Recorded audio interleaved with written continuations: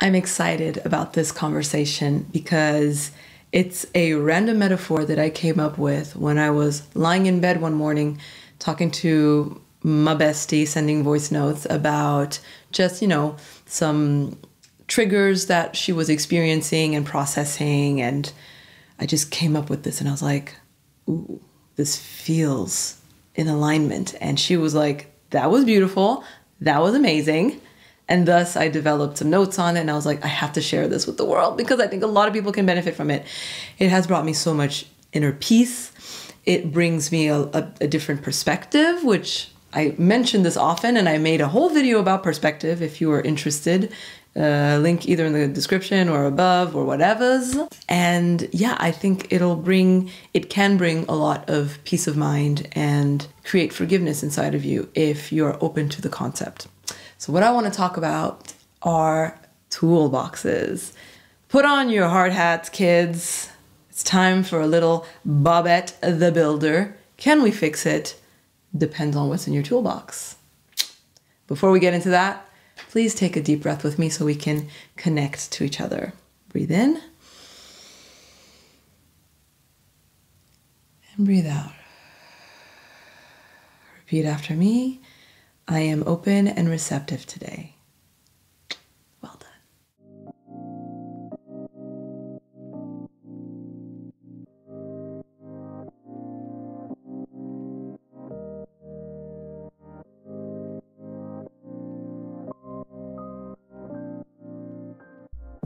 I'm Angel. Welcome. I would like to tell you about toolboxes. Where to begin? My best friend and I have been on a journey this year, doing a lot of introspection and working on ourselves and our wounds or whatever. We've been talking a lot about mother wounds and father wounds. And then this one morning she calls me and she talks about, the fact that she didn't really have grandparents or something like this and wondered if there's such a thing as a grandparent wound. And then it got me thinking about the people in our lives, parents, grandparents, aunts, uncles, all these things. And I had already done some work on analyzing these roles and realizing that there are different types of families all around the world. Most of us were raised with this concept of mother, father, child. That's the quote standard, quote norm, whatever. It's maybe the most common, but it's far from the base or the right family structure. Then I don't even know if it's the most common because in lots of parts of the world, kids aren't just raised by their parents, they're raised by grandparents, they're raised by neighbors. It takes a village. It's like in Africa and Asia, places with a lot of people, raising of children is a collective effort. So it just made me realize that when you come onto earth, you are not owed a parent. You're not owed two parents, a mother and father, and, you're supposed to get them. You get what you get. You either get one mother, a father, two parents, multiple parents, two moms, two dads, just like a panoply of different combinations, right? Basically, you get guides, you get chapters, you get people that enter and leave your life. Now, this is another conversation, how I see people as chapters, and in a sense, most people in our lives are chapters that come and go before the end of our life if we are blessed enough to make it long term. Generally, your parents will leave physically before you, and thus ending their chapter in your life. My point is that people are chapters and teachers. Everyone has a lesson to offer you. Everyone gives you things. And I see it kind of like you come into this world with an empty toolbox, okay? Maybe you have basic things in there, like how to breathe and make sounds for food. Voila. Your toolbox is very bare. And then you have people like parents who give you tools. And you collect tools throughout your life. And you use these tools to get through the challenges and experiences of life.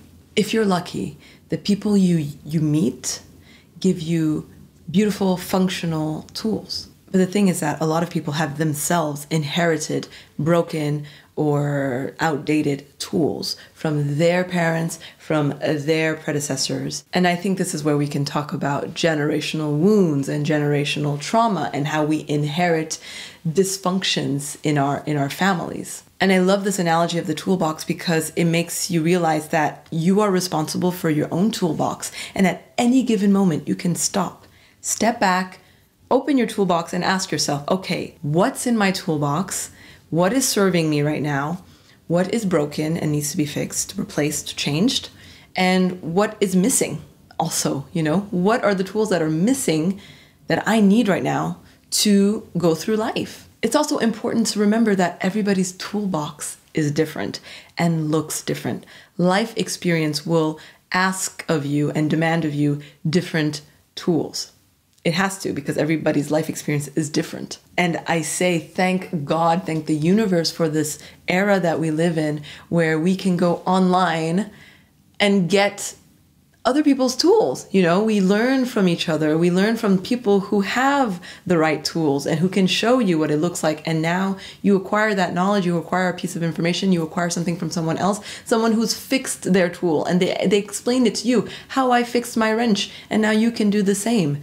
And now you've upgraded your toolbox thanks to that sharing of information. Well, my lighting has changed because it's raining outside. So just a little note on that if you've noticed a difference in the visuals. Voila. So this whole building of the toolbox is a personal journey. Your toolbox is not going to look like that of your siblings or your parents or your friends. It's your toolbox. So you could be mad at your parents for not having given you the tools that you needed to go throughout life. You could be mad that they didn't give you the right tools. They gave you the wrong ones. They gave you broken ones. They didn't give you any. But what good does that do in the end? That's why I think it's a journey. It's up to us to find the tools.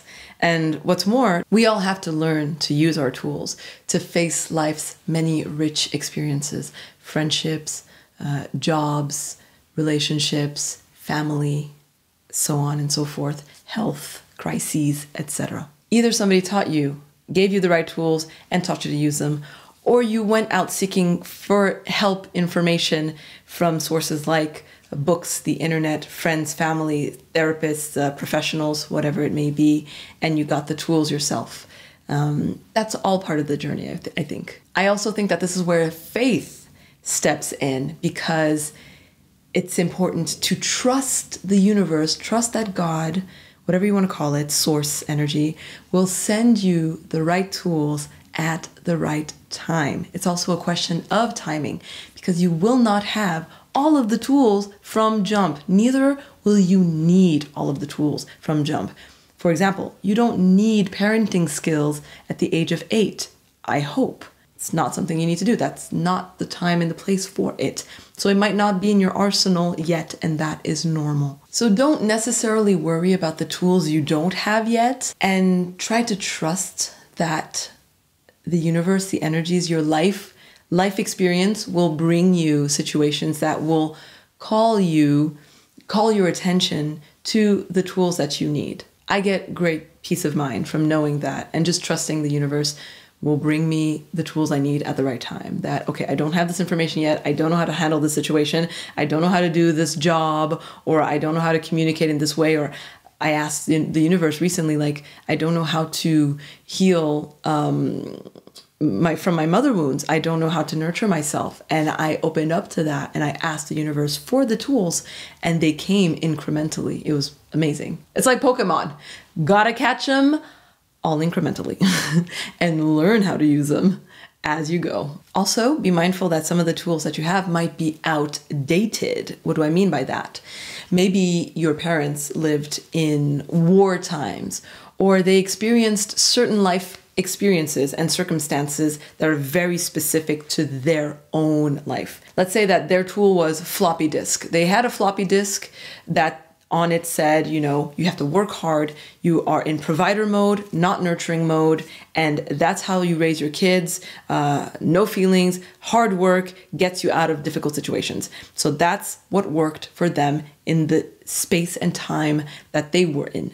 And that's wonderful for them. However, now they're giving you a floppy disk, and you're living in an easier environment as their child. And you're like, well, mummy daddy, thanks, but I actually need a USB key in my environment. The thing is, like, we grow up angry with our parents for not having given us a USB key, but it's like they never had a USB key. They can't give you what they don't have. They have floppy disks. And it's actually your job now to go throughout life and find a USB key. Learn to make one, learn to acquire one, develop one for yourself, for your toolbox. You might actually even teach your parents about USB keys. You're the one who gives them a USB key and makes them put down the floppy disk and update their software and update their toolbox, right? You might be the one teaching them about new tools and upgrading their ever-evolving toolbox. And I think that's the beauty of the journey, is that it's ever-evolving for both sides and the ones that'll come after us. We might have used hand screws or whatever. They're going to use power drills. It's just evolution of the times. So take your time with your toolbox. You learned to manage your anger this week? That's great. New tool acquired. Next week, maybe you'll learn about learning to nurture yourself instead of seeking nurturing through other people. After that, you might learn how to be less hard on yourself and show yourself more love and patience and grace. Then later down the line, you might get the tools to learn how to forgive somebody that has hurt you in a way that you are still carrying the pain of. I don't know if that was English. So take your time with it. This is your journey.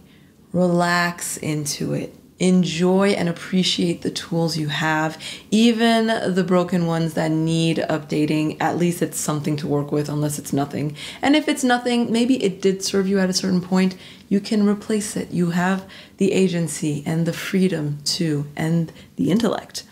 You can do it. You can now be in control of your toolbox, see what's inside, and decide what you want to keep, what you want to throw, and what you need to acquire. And if you feel like you weren't given the proper tools, I invite you to try and forgive those who couldn't give you what they themselves didn't have. And maybe you're the one who's supposed to provide the new tools for them. Maybe open up to that thought, you know? Maybe you were sent on earth to teach your parents about self-love and self-care.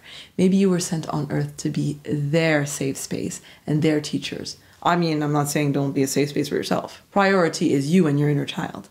But also, maybe you're supposed to show them what unconditional love looks like. Maybe you're supposed to teach them what forgiveness, strength, and self-worth looks like. We're not told that, but in many ways, the student becomes the teacher. Right. I hope you enjoyed this. I hope it resonated with you. And I really would like to know what's in your toolbox. So drop a little toolbox emoji in the comment section. Let's have some fun, interact with one another. Beautiful, love it. And I wish you abundance, grace, and joy on your journey to Pokemon collecting of all of the toolboxes. My metaphors are getting really mixed up, but you feel me. You know what I'm trying to say. I hope that you get all of the tools that you need to go through life's rich experiences. And I will be here sharing my tools with whomever wants to know like what's in my toolbox.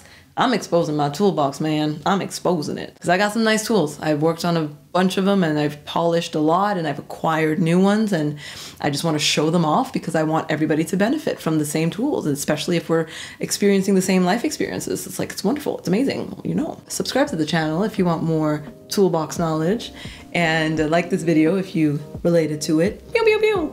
And I will see you in the next video. Love and light to you and your loved ones. Bye.